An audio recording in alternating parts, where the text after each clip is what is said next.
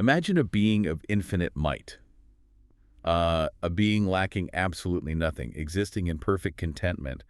Why would that being ever bother to create a universe? Right, that is the big question. It is. And to answer that, we have to put theology on hold for a second and look at pure, cold, unadulterated logic. Which is a fascinating shift in perspective. Yeah, so welcome to Reformed Thinking. We are doing a new deep dive into the source material today. Specifically, we are looking at Jonathan Edwards' dissertation. A dissertation concerning the end for which God created the world. Yes, and specifically the section titled, Some Things Observed in General, Which Reason Dictates. I want to speak directly to you, the listener, to frame the massive theological question on the table. Why did God bring anything into existence at all? Precisely. Usually when we ask that question, we turn immediately to Genesis or the Psalms or the letters of Paul. Which makes sense for Christians to do. Right, but Edwards does something highly unusual here. We are going to analyze this from a purely rational standpoint before looking at Scripture. We are analyzing what logic itself demands of a perfect creator. Exactly. It's spot on. We will look at what must be mathematically and logically true about God's motives if he is indeed infinite and perfect. It is excellent to begin this analysis. When we approach a thinker like Edwards, particularly from our shared perspective resting on the Westminster Confession, we are looking at the very mechanics of God's self-existence and sovereignty. Yeah, we have to understand the historical battlefield Edwards was walking onto, right? We do. He was writing during the height of the Enlightenment.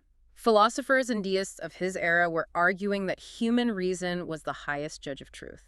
They were really pushing the idea of a detached creator. Yeah, they were arguing that a rational God would simply wind up the clock of the universe and step back. Yeah. Or, that human beings could deduce the entire nature of the divine using only their own intellect. So Edwards decides to employ a brilliant tactical maneuver. He does. He agrees to meet his philosophical opponents on their own turf first. He essentially says, let us use pure logic. Right. He wants to demonstrate that even if we isolate human reason and apply it rigorously to the concept of a supreme being, that reason will inevitably lead us to the same towering conclusions about God's glory that we find in the biblical text. So we are dealing with precise analytical theology today.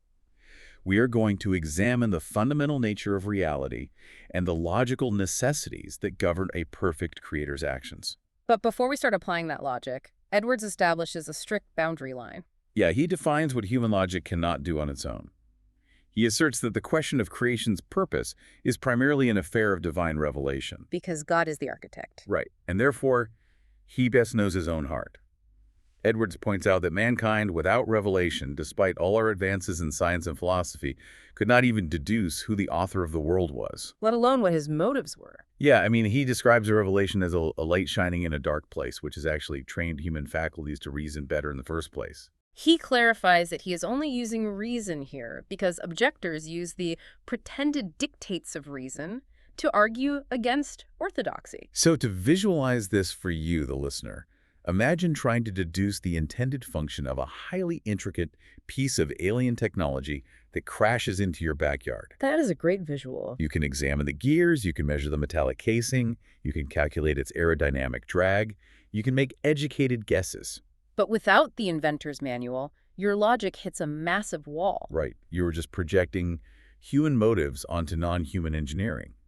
The created mind cannot reverse engineer the uncreated mind without direct communication. Taking your alien technology analogy a step further, the Enlightenment thinkers Edwards was debating thought they actually possessed the manual. Oh, wow, yes. And they believed that manual was their own human intellect. They assumed human logic was an uncorrupted, perfectly clear lens through which they could examine the divine. Which is a huge assumption. It is. But connecting this to the Reformed doctrine of human depravity, we recognize the noetic effects of sin. The fall did not just corrupt human morality. No, it corrupted human reasoning. The Westminster Confession begins by stating that the light of nature and the works of creation do manifest the goodness, wisdom, and might of God. But they are insufficient. Yeah, they are insufficient to give that knowledge of God and his will which is necessary unto salvation.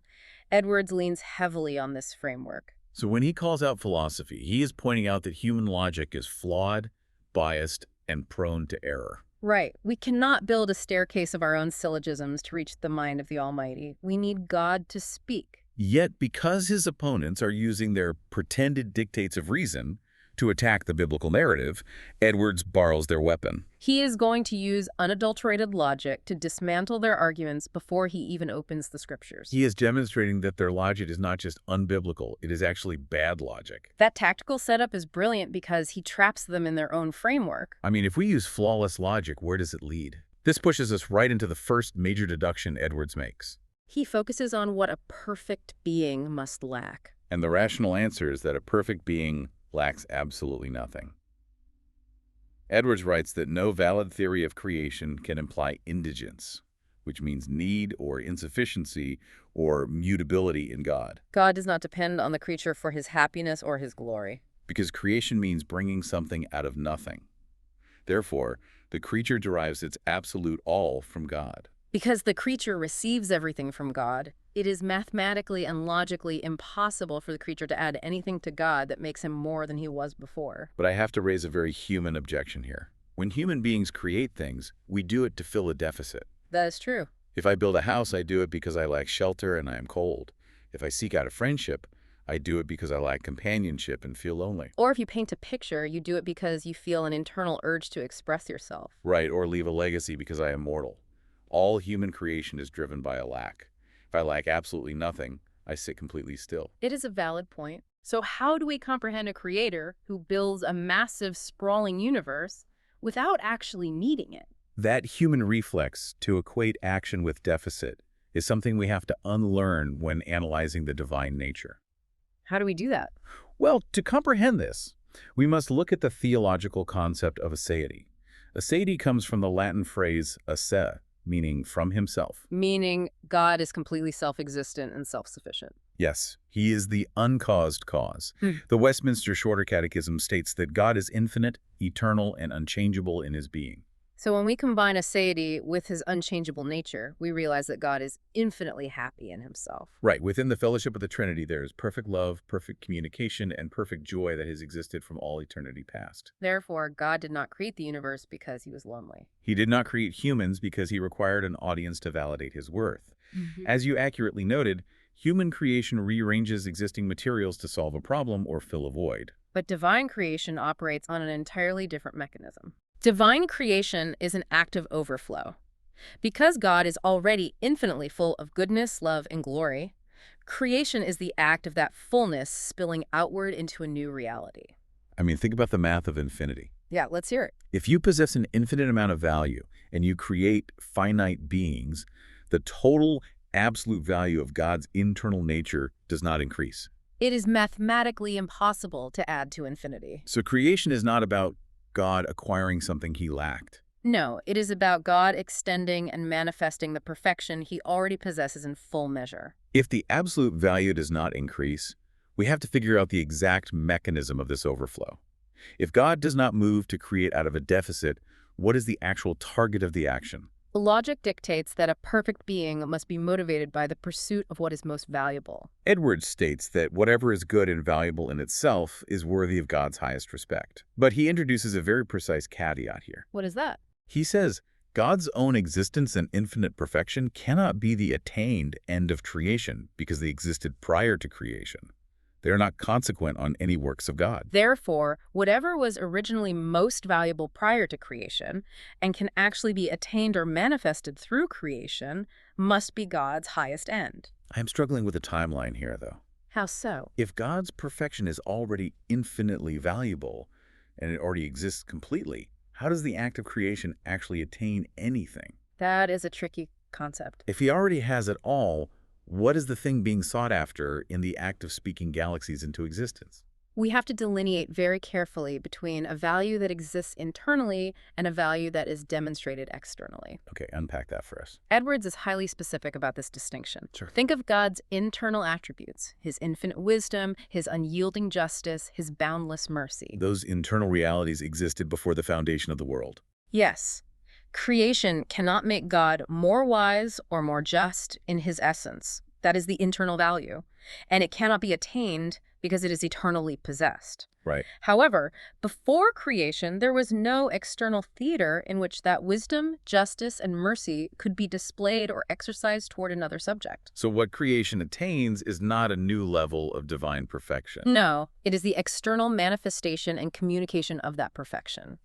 Edwards argues that the manifestation of God's glory is intrinsically valuable in and of itself. It is good that light shines. Exactly. Yes, it is good that a fountain flows. The flowing of the fountain does not make the water wetter, but the flowing is a valuable reality that did not exist when the water was contained. Well, that makes a lot of sense. While God's internal perfection cannot be increased, the demonstration of that perfection can be brought forth into a created space. And reason demands that the highest possible value must be the target of the highest possible action. Since the most valuable reality in existence is God himself, the most valuable achievable goal of creation is the maximal display and communication of God's own attributes. God creates to attain the outward expression of his inward infinite worth. That is the core of it, yes. So the attainment is the showing, not the getting. Spot on. If the target of creation is the highest value, and that highest value is God himself, this pushes us to a startling conclusion regarding God's motives. Edwards argues that if God can be his own end, he must be, because he is infinitely the greatest and best of beings. All other things are perfectly as nothing in comparison to him. He says God's moral rectitude, which is his holiness, consists in giving due respect to objects capable of moral respect. Because God is infinitely the most worthy, fitness requires the greatest regard to be paid to him.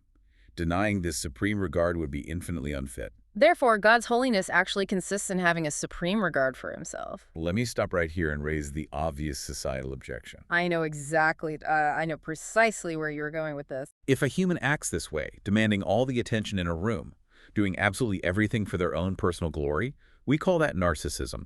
We recoil from it. We do. If a brilliant doctor cures a rare disease, but then demands that everyone praise him constantly, forcing his patients to recite his accomplishments, we would consider him deeply flawed. Naturally. How does pure logic rescue God from the charge of cosmic megalomania? That is the most common modern reflex against this specific doctrine, and it requires us to understand how Edwards defines the concept of fitness.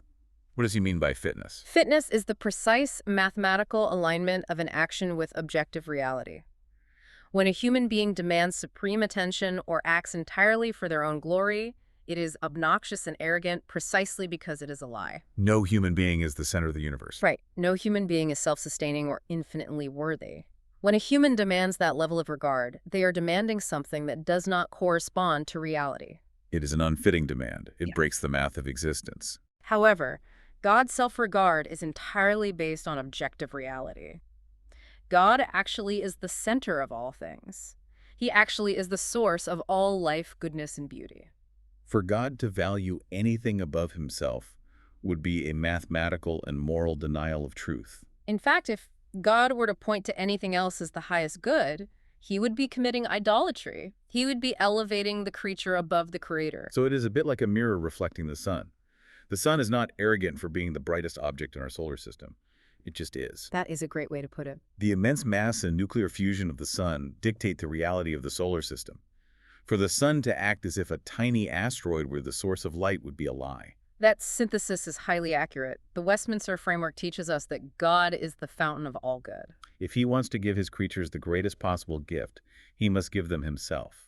Therefore, God-honoring God is the most logically and morally sound reality possible. His holiness, his moral rectitude, demands that he value things according to their actual worth. Since his worth is infinite, his regard for himself must be infinite. It is not narcissism. It is perfect adherence to truth. He cannot deny his own infinite value without denying reality itself. Edwards anticipates that people will still struggle with this idea of God acting for his own glory, suspecting it might be a biased whim. So, to prove this is not subjective bias, Edwards introduces an incredible thought experiment. He says, imagine a perfectly wise, perfectly disinterested third person acting as an arbiter. This arbiter's job is to determine exactly how much regard every being in existence should receive. This judge would take a massive balance scale. On one side of the scale, the judge puts the creator. On the other side of the scale, the judge puts all of creation. Yeah, millions of intelligent beings, entire galaxies, every star, every planet, everything that has ever been made. Edwards states that creation, when placed on that scale against the creator, would be as the light dust of the balance. Or even as nothing in vanity. Therefore, this perfectly impartial arbiter would look at the scale and decree that the entire universe, every wheel in rotation, should move with a constant, invariable regard to God as the highest end. And Edwards concludes that God himself possesses this perfect discernment. Right, God is not disqualified from being the judge just because he is an interested party. Because his infinite perfection completely prevents any bias. The mechanics of that thought experiment rely on the philosophical concept of being in general. Edwards is asking us to look at the sum total of all existence. When that hypothetical disinterested arbiter looks at the sum total of existence, they see that the creature only have a finite, derived amount of being. Every ounce of reality the creature possesses was borrowed from the creator. God, on the other hand, has an infinite, underived amount of being. Therefore, justice, pure, blind, impartial justice, demands that the infinite being receives infinite regard. What stands out as particularly striking in the text is the phrase, as if the whole system were animated and directed by one common soul. Edwards does not view the universe as a random collection of disconnected events or a chaotic sequence of causes and effects. He views the entire cosmos as a singular, cohesive mechanism. Every rotation of a planet, every rise and fall of an empire, every microscopic movement of a cell is functioning together to magnify the creator. The whole system is calibrated for one specific outcome. It really is. It is spiritual physics. Just as mass dictates gravity in the physical universe, infinite moral value dictates the orbit of all lesser values. Yes, and regarding God being the arbiter, Edwards points out a flaw in human reasoning. Which is? Human judges are disqualified when they have a personal interest in a case because human interest tends to mislead human judgment. We are easily corrupted by selfishness. We skew the scales to favor ourselves, but God's judgment cannot be corrupted. His perfection means his judgment is always entirely aligned with what is objectively right. Therefore, God, acting as the supreme judge of his own worth, is perfectly just, because he judges with flawless rectitude. There is no higher court of appeal than the perfect mind of God, because any other court would be relying on derived, finite wisdom. If we establish that the universe functions this way, then what happens to human history? We have to look at the results. Right. How do we verify what God actually aimed at? Edwards reasons that whatever good and amiable thing God actually attains in creation must be assumed to be his ultimate target. He argues that God values things simply and absolutely on their own account, according to truth. Therefore, we can justly infer what God intends by what he actually does, because God does nothing inadvertently or without design. If a valuable thing is the actual effect of creation, then it is the intended highest end of creation. Let us move away from the classic Enlightenment analogy of the watchmaker here, and think about an author writing a massive, complex novel. I love this analogy. When you read a masterpiece, and a seemingly minor, painful event in Chapter 2 perfectly resolves a major crisis in Chapter 50, yielding an incredible emotional payoff at the end, you do not assume the author just got lucky. No, you definitely do not. You do not think the author dropped their pen and accidentally wrote a cohesive plot. You assume the final resolution was the intended result from the moment the author wrote the first sentence. The tension and the suffering in the middle chapters were deliberate mechanisms to achieve the final glory of the conclusion. So how does this logic apply to the grand scale of the universe and the events of human history? The analogy of the novelist captures the essence of God's decrees perfectly.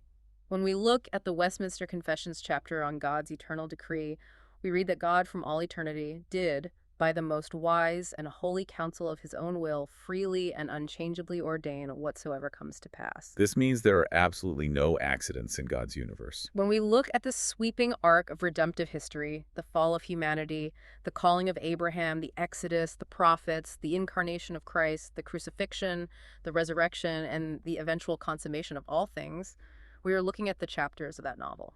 If the final result of all these events is the brilliant, unmistakable manifestation of God's justice, his grace, his wrath, and his mercy, then reason dictates that this manifestation was God's precise target from before the first moment of time.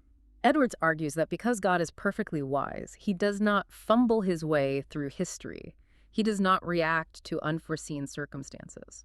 If the universe results in the glory of God, it is because God engineered every single atom and every single historical epoch to produce that specific result. Yes, the final result proves the initial intent. But how does this apply to the friction of living in the middle chapters? That is a tough question. When we experience intense suffering, or when we look at centuries of human conflict, how does the logic of results equal intention hold up without making God the author of evil? That is the perennial challenge of theology, but Edwards' logic holds firm here too. The confession is clear that God is not the author of sin, nor is violence offered to the will of the creatures. The secondary causes, human choices, are real and meaningful. But they are entirely encompassed by the primary cause, which is God's sovereign design. Just as a villain's wicked choices in a novel are genuinely wicked within the context of the story, they are still written by an author who intends to use that wickedness to display the triumph of justice in the final chapter. For the believer, this provides an immense foundation of peace. It means that even the darkest moments of history and the most difficult trials in a person's life are not inadvertent. They are not signs that the Creator has lost control of the narrative. They are meticulously calibrated events designed to attain the highest possible good, which is the display of God's infinite worth. Nothing is wasted. Every tear, every triumph, every microscopic change in the weather is bending the arc of reality toward the manifestation of divine glory. We have covered a massive amount of theological and philosophical ground today. We really have. Let us trace the line of logic we have walked through, synthesizing Edwards' argument. We started by acknowledging the strict limits of human logic, noting that without divine revelation, we would be entirely lost in the dark regarding the Creator's motives. Projecting our own devices onto the divine. Right. We established that God is absolutely self-sufficient. He created the universe not out of a sense of lack or indigence, but out of an overflow of his own infinite fullness. We then saw the mathematical and moral necessity that God, being the most valuable being in existence, must pursue his own supreme value. The attainment of creation is not acquiring new worth, but manifesting eternal worth in an external theater. We visualized the disinterested arbiter weighing the Creator against the entire cosmos, proving that it is perfectly just for the universe to orbit God's glory. And finally, we looked at the proof that God's actions flawlessly execute his intentions. Meaning, the results we see in history, the grand narrative of redemption, are the exact results God designed from eternity past. As we close this session, I want to leave you, the listener, with a final concept to mull over on your own. We have talked about the sheer scale of this logic, the spiritual physics of an infinite God. It is a lot to process. If reason dictates that the entire universe, from the largest swirling galaxies to the smallest subatomic particles, and every single event in human history, was intentionally designed by a perfect arbiter to orbit the supreme worth of God, how does that shift your perspective on your own daily frustrations? That is a great question to reflect on. When you encounter setbacks, or when you feel the heavy burden of trying to manage your own life, ask yourself a question. Are you exhausting yourself trying to be the center of a solar system that is already operating flawlessly by orbiting something infinitely more beautiful? The pressure to be the main character of the universe is a crushing weight. But Edwards' logic points us to the freeing reality that the center is already occupied by a perfect, infinitely glorious God. Which is a remarkably comforting thought. Thank you for joining us for this deep dive into the source material. We hope this analysis has sharpened your reasoning and given you a lot to consider. We look forward to having you with us next time. Goodbye for now. It has been a privilege to walk through this text with you. Keep thinking critically, and we will see you next time. Goodbye.